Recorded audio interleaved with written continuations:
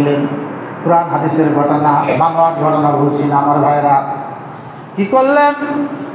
ওই দেশের কিছুদিন পরে ওই একটা মহিলা প্রেগনেন্ট হয়ে গেল একজন গরুর রাখাল দ্বারা। ওই মহিলা প্রেগনেন্ট হওয়ার পর সমাজপতিরা ধরে নিয়ে এসে বলল, তুমি কার দ্বারা গর্ভবতী হয়েছে বলো। তখন সে কি বলে দিয়েছে যে আমি ওই যে আস্তানায় সাধু থাকে, দরবেশ থাকে, তার দ্বারা গর্ভবতী হয়েছি। লোকজন তাকে টেনে হেসে পিটাইতে পিটাইতে বের করে এনে বলল, তুমি আল্লাহ আল্লাহ করো আর রাতের আধারে আকাম করো।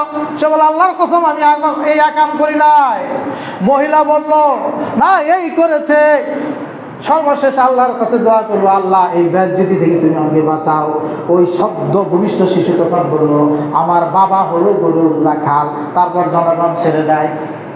এই জন্য কোরআন হাদিসের শরিয়াত হলো, বিধান হলো, আপনি যদি ফরজ নামাজ না পড়েন, নফল নামাজে দাঁড়িয়ে গেছেন, তাহাজ্জুদের নামাজে দাঁড়িয়ে গেছেন, এই সময় যদি আপনার বাবা মামা ডাক দেয়, নামাজ ছেড়ে দিয়ে বাবা মার কাছে যেতে হবে। এই ভাইরা আমার, বুঝছেন কিনা?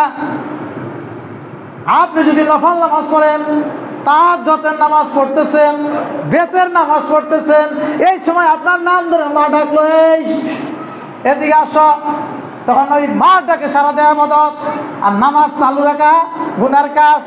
এটা কার বিধান? আল্লাহর বিধান, তার রাসূলের বিধান। তবে ফরজ নামা হলে শেষ করে যেতে হবে, কারণ আল্লাহর হক সবার আগে। আমার ভাইরা, বুঝতে পারছেন?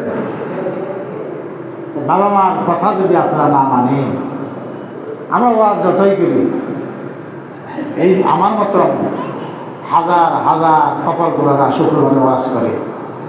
অনেকে ওয়াজের জন্যই ওয়াজ করে, মানে পেশা। আর যারা শ্রোতা আছে তারা এই ওয়াজের এক বিন্দু দামও দেয় না। যদি দামই দিত, দেশে কি এই অবস্থা হইতো?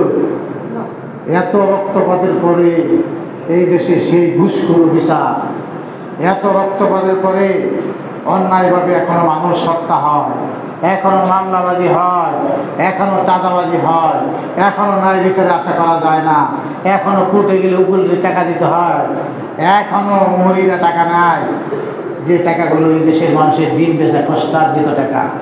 এখনো সত্যকে মিথ্যা বলে, মিথ্যাকে সত্য বলে উকিলরা, জজরা, ব্যারিস্টাররা। এখনো মন্ত্রী তার দাপট দেখায়, এখনো এই বাংলাদেশে দলীয় দাপটে দেখিয়ে আকাম কুকাম করে যাচ্ছে।